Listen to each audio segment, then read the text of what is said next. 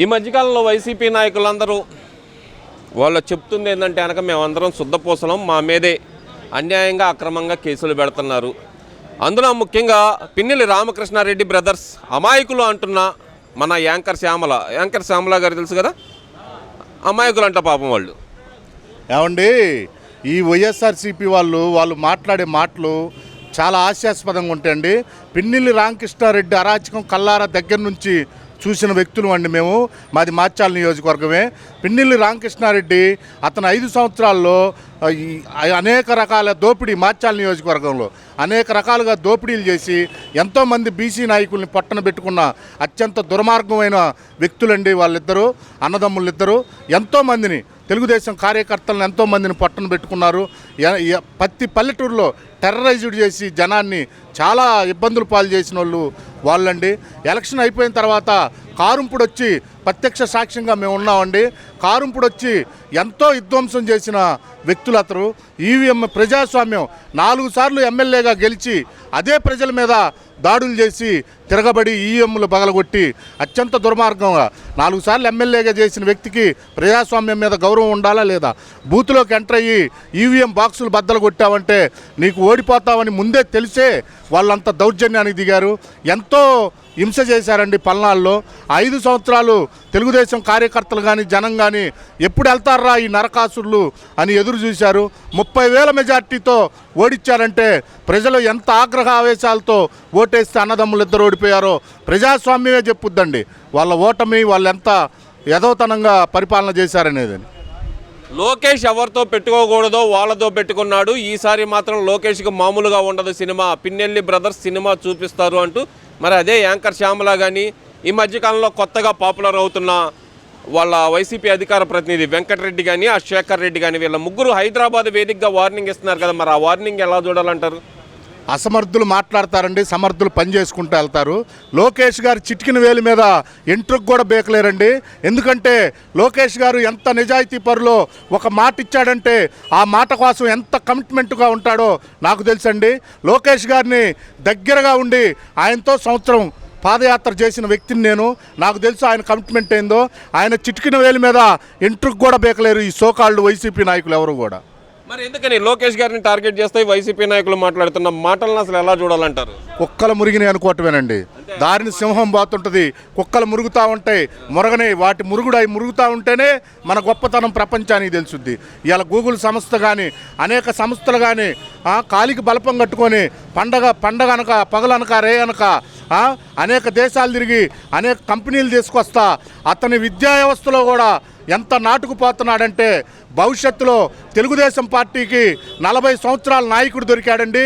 ఇవాళ విద్యార్థులే రేపు భారత రాజ్యాంగ నిర్మాతలండి.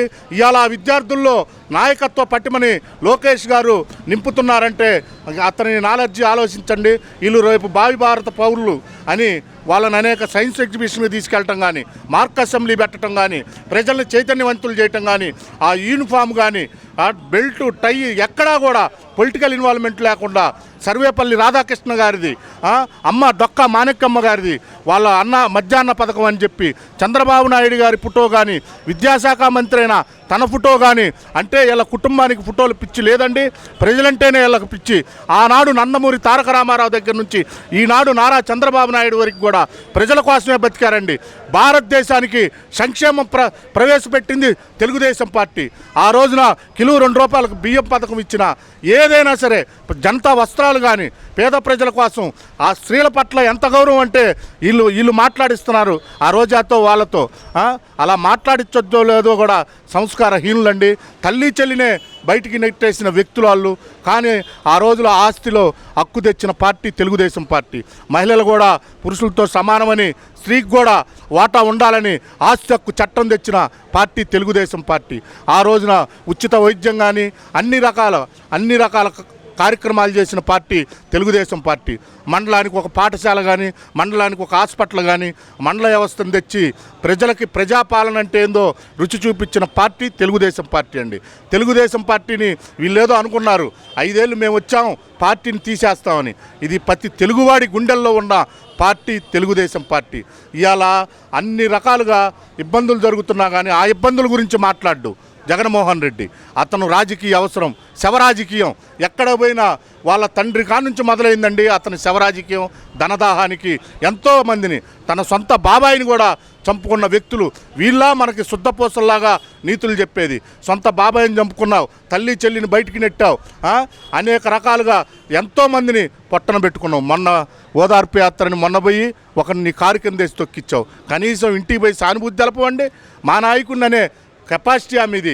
పొయ్యి ఒక కార్యకర్త చనిపోతే మా మాచాల నియోజకవర్గంలో పొయ్యి పాడమోసిన వ్యక్తి చంద్రబాబు నాయుడు గారి వ్యక్తిత్వం ఎక్కడ? నీదెక్కడ జగన్మోహన్ రెడ్డి? నీ తండ్రి వయసు పట్టుకొని ఎప్పుడైనా సరే సంస్కారం నేర్చుకో, బాగుపడతావు. ఇంకా నువ్వు బాగుపడటానికి ఏం లేదులే కానీ, పతనం అయిపోవటానికి లే కానీ నీ జీవితం. గారు అని సంబోధి చంద్రబాబు అది ఇది అని నలుగురు చెంచాగాలన కొడాలన అని ఇట్లాంటి పనికిమాలిన ఎదవల్ని, రూపాయి పావుల పనికిమాలిన ఎదవల్ని చేత చంద్రబాబు నాయుడు గారిని, లోకేష్ గారిని తిట్టించే స్థాయి మీది. మాట్లాడేటప్పుడు మనం ఏం చేసాం, ప్రజలకు ఏం మేలు చేసాం, ఏదైనా సరే మీరు 5 ఏళ్లలో ధనార్జన, గంజాయి అన్ని రకాలుగా రాష్ట్రాన్ని నాశనం చేసి ఇవాళ 2 ఎదవల్ని లోపల పెడితే వాళ్ళు ఉత్తములు, మంచోళ్ళు. ఏం జనమంతా చూశారు, రాష్ట్ర ప్రజలంతా వాళ్ళు చేసిన అరాచకం ఎలక్షన్లో. ఆంధ్రాలో అరెస్ట్ జరిగితే కనుక తెలంగాణలో ధర్నా చేస్తున్న వైసీపీ నాయకులు, ఈ శేఖర్ రెడ్డి కానీ, వెంకటరెడ్డి కానీ, యాంకర్ శ్యామల కానీ వీళ్ళందరూ ధర్నా చేస్తుంది కూకట్పల్లి, హైదరాబాద్లో. ఎలా చూడాలి దీన్ని? అసలుకి ఈడకొస్తే జనాలే ఈపులు బద్దలు బాలగొడతారని ఆ భయంతో ఆడు చేయటమే. ఈడకొచ్చే దమ్ము లేదు, వాళ్ళ దగ్గర కంటెంట్ లేదు. నా పేటీఎం బ్యాచ్ అండి, 10 రూపాయలు ఇచ్చి మాట్లాడికిచ్చిన పరిస్థితికి వచ్చింది వైసీపీ పార్టీ. సరే, నారా లోకేష్ గారు తన జల్సాల కోసం మాత్రమే తిరుగుతున్నారు స్పెషల్ ఫ్లైట్లలో అని చెప్పి ఈవెన్ జగన్మోహన్ రెడ్డి కూడా అంటున్నాడు. మీరేమో సంస్థలను తీసుకురావడానికి తిరుగుతున్నాడు ఆయన అని మీరు చెబుతున్నారు. ఈ రెండిట్లో ఏది కరెక్ట్ అనుకోవాలి మరి జనాలు? ఏమండి, వాళ్ళ పనితీరు జనాలు ప్రతి ఒక్కళ్ళు చూస్తున్నారండి. తండ్రి లేని బిడ్డని ఒక అవకాశం అన్నారు. తల్లి కూతుర్లు కూడా అందరు రోడ్డు మీద పడి, అయ్యా తండ్రి లేని బిడ్డని నాకు ఒక అవకాశం ఏంటో ఒక అవకాశం ఇచ్చారు. 5 ఏళ్ళు చూశారు నీ దరిద్రాన్ని. అతను చెప్పే మాటల్ని ఏటిని కూడా జనాలు నమ్మటానికి సిద్ధంగా లేరండి. లోకేష్ గారు తన కాఫీ కూడా తన సొంత డబ్బులతో దాగే వ్యక్తి. 10 పైసలు కూడా ప్రజాధనాన్ని వృధా చేయని వ్యక్తి. మేము దగ్గర నుంచి చూసామండి. ఇట్లాంటి ఎదవలు నేను ఎలా చెప్పా, కుక్కలు మురుగుతుంటే మనం పోతానే ఉంటామని. ప్రజలకు నమ్మకం ఉంది. ప్రజలు ఎప్పుడైనా సరే మంచి వైపే ఉంటారు. మంచి జరిగేటప్పుడు ఇలాంటి శకునాలు, ఒక యజ్ఞం జరుగుతుందండి, ఆ యజ్ఞం జరిగేటప్పుడు ఇలాంటి రాక్షసులు వచ్చి దాన్ని పాడు చేయాలనుకుంటానే ఉంటారు. అంతిమంగా ఏ యుగంలోనైనా ధర్మమే గెలుచుద్ది. అందుకే 2029లో మేము గెలిచేది మేము వస్తే రప్పనే అంటున్నాడుగా మరి జగన్మోహన్ రెడ్డి. మరి దానికేం చెబుతారు? ధర్మం వాళ్ళ వైపే ఉంది అంటున్నాడు కదా. సిబిఐలో రెడీగా ఉన్నారండి జగన్మోహన్ రెడ్డిని రప్ప ఆడియటానికి. పెద్ద టైం ఏం లేదు. జగన్మోహన్ రెడ్డి పని అయిపోయిందండి. పాపాలు పెరిగిపోయినాయి. 101 తప్పులు శిశుపాళ్ళు చేసినట్టు చేశాడు, అయిపోయింది. బాబాయిని చంపినప్పుడే అతని జీవితం పోయింది. ఏంది, సిబిఐ వాళ్ళు రెడీగా ఉన్నారు. ఎప్పుడెప్పుడా అని రప్పలాడిస్తారు జగన్మోహన్ రెడ్డిని లోపలేసి.